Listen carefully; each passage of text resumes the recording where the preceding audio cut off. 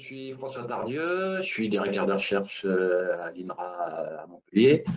Et en fait, on a beaucoup travaillé avec des sélectionneurs dans le cadre d'un projet français de phénomique qui s'appelle Phénome et de deux projets Amazing et Drops qui impliquaient à la fois des publics et des privés. Et ça mène à poser la question, bon, quel phénotypage pour la sélection dans toutes les techniques que Tristan vous a présentées, mais aussi, est-ce que finalement le phénotypage peut permettre de changer la sélection? Alors déjà, il y a une fausse évidence, surtout dans le domaine public, c'est que la physiologie et le phénotypage, c'est essentiel pour la sélection. En réalité, et ça, c'est le résultat de beaucoup de discussions, mais c'est une hypothèse de travail qui est à discuter pendant les pauses. La sélection sur le caractère, en particulier la SAM, ça a plutôt reculé au profit de la sélection sur le rendement. Et finalement, quand on discute avec les sélectionneurs, ils utilisent le phénotypage au sens large, mais seulement pour ses apports à la sélection génomique pour le rendement. En particulier, mesure des conditions environnementales, on verra ça avec Pierre, mais comment grouper des essais, en particulier une discussion fort intéressante que j'ai eue avec un sélectionneur récemment. Maintenant, si un essai en France, il représente plutôt des conditions allemandes, et je le mets en Allemagne. Et ça, c'est un gain de puissance et c'est important. La modélisation, finalement, est utilisée pour l'essentiel pour le même usage. Donc, vous avez à droite une carte de la pluviométrie en Europe. Et là, on peut à la fois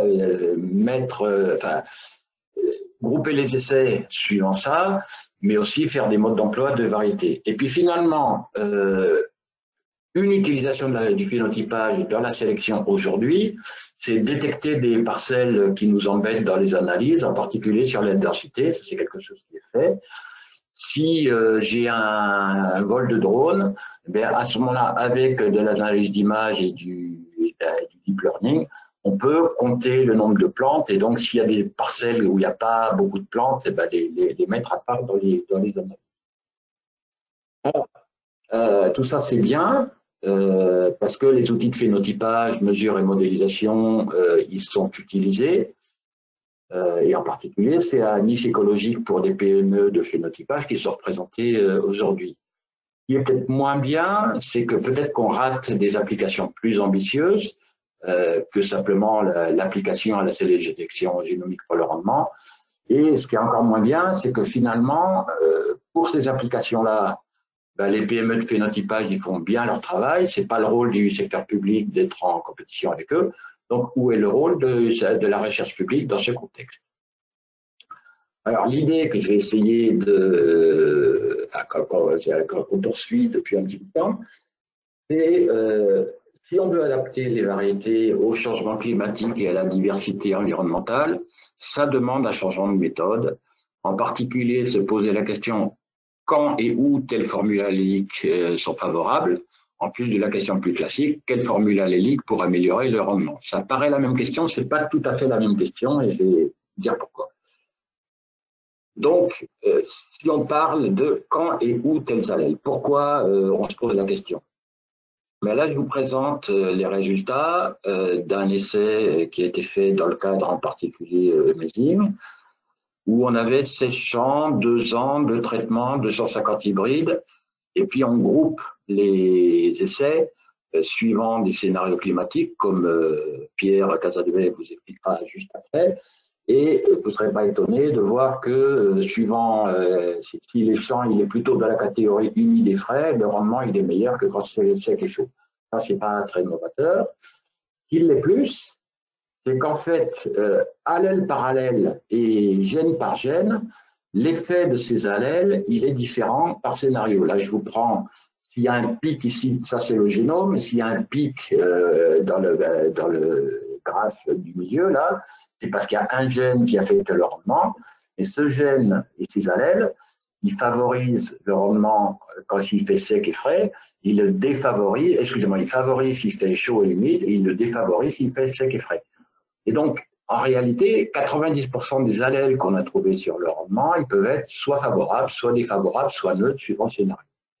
Alors, par rapport à ça, qu'est-ce que les sélectionneurs? Ben, ils ont été extrêmement efficaces pour augmenter le rendement, mais quelles que soient les conditions, c'est-à-dire que les caractères, beaucoup de caractères qu'a montré par exemple Christophe, ils n'ont guère été utilisés parce que les caractères qui ont été utilisés dans la sélection, ça a mené à augmenter le rendement, quelles que soient les conditions. Alors, par exemple, là, vous avez ici une série d'essais en Europe, au champ, où on a mis côte à côte des variétés qui ont été commercialisées en 40, en 50, en 60 et jusqu'à maintenant. Et vous voyez que le gain de rendement est très important, hein, mais c'est exactement le même, qu'il fasse chaud, sec, froid, etc. Ce qui veut dire d'un côté que c'est pas vrai que la sélection n'a servi que pour les climats les meilleurs, mais d'un autre côté, on n'a pas fait ce qu'il faut qu'on fasse par rapport au changement climatique, c'est-à-dire qu'en rendement, en conditions chaudes et sèches, ben on a des rendements qui ne soient pas trop éloignés de celles qui sont fraîches et humides. Et ça demande d'utiliser des caractères adaptatifs et pas seulement des caractères à effet stable sur le rendement, ce qui a été fait jusqu'à présent. Et donc l'idée, François, c'est de combiner du coup phénotypage, modélisation et prédiction génomique, j'imagine. Ben voilà, parce que c'est cette slide-là. Donc, combinaison de phénotypage, modélisation et prédiction génomique, comment est-ce qu'on peut faire? La première, c'est qu'on peut mesurer en plateforme des caractères génotypiques qui sont spécifiques d'un génotype. Donc, on est dans le domaine là de ce que Véronique Bellon-Morel appelait mesure logicielle. Par exemple, ici, à droite, vous avez le temps corrigé par la température. À gauche, des numéros de feuilles tels qu'ils peuvent être mesurés soit en plateforme, soit au champ. Donc, évidemment, chaque mesure individuellement nous indique rien sur le futur. En revanche, si on met en relation le temps thermique, le temps corrigé par la température et le numéro de feuille, à ce moment-là, on a quelque chose qui est commun à une plateforme et au champ. Même chose sur le graphe de droite. Vous avez une réponse au déficit hydrique ici de l'air, donc à gauche on est humide, à droite on est sec. La vitesse de croissance foliaire, telle qu'on peut la mesurer avec des capteurs, pareil, ce que je mesure en chambre de culture ne me renseigne absolument pas sur ce qui va se passer au champ. En revanche, la réponse de cette croissance à une condition environnementale mesurée, elle est stable. Donc, si je peux le faire, ça c'est pour un génotype, mais si je peux faire ça et montrer que c'est valable un peu partout, eh bien à ce moment-là, je peux le faire pour beaucoup de génotypes. Et donc, on peut avoir en plateforme, donc en conditions semi-industrialisées, la progression du développement des plantes ou la croissance foliaire et sa réponse à la sécheresse. Donc, on peut aller jusqu'à le rendement de 1000 génotypes dans 1000 champs, par exemple. Et ben, c'est ça qui est. Tu annonces les slides. Voilà. Donc, si on combine tout ça, et ben, on arrive, en combinant encore une fois phénotypage, modélisation et prédiction génomique, la prévision du rendement, effectivement, de milliers de génotypes dans des milliers de champs, c'est encore une perspective. Donc, la première étape en plateforme, c'est ici, par exemple, sur 2250 génotypes. Comme je vous ai dit, on peut mesurer la progression du développement en fonction du temps corrigé par la température, et ça veut dire que pour chacun des génotypes qui est sur ma plateforme, je peux identifier la période végétative, la période de floraison, la période de feeding, etc. Tout ça avec des mesures robotisées. Je ne refais pas l'exposé, évidemment, de Christophe.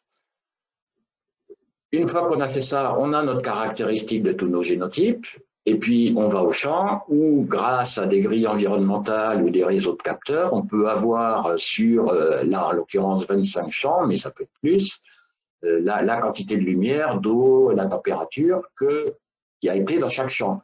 Et comme on connaît le cycle de chaque plante, eh bien on peut se dire, ben voilà, tel génotype, il a eu sa floraison à tel moment et il a reçu telle quantité de lumière, ce qui fait que une fois qu'on a fait ça, on peut établir des courbes de réponse qui sont un autre type de mesure logicielle, c'est-à-dire que le rendement, il est lié corrélativement à la lumière, à la quantité de lumière pendant la floraison, pendant la période végétative, etc. À partir de ça, comme toutes ces plantes-là, elles ont été génotypées, on passe à la prédiction génomique. Et c'est là qu'on atteint effectivement les 1000 génotypes dans des milliers de temps, parce qu'on peut tester dans des nouveaux génotypes, dans des nouveaux champs, et ça marche pas si mal. Voilà. Donc ça, c'est l'approche un petit peu, comment utiliser toutes ces mesures dans un contexte d'amélioration génétique, en changeant un petit peu les questions, en particulier de l'adaptation au changement climatique.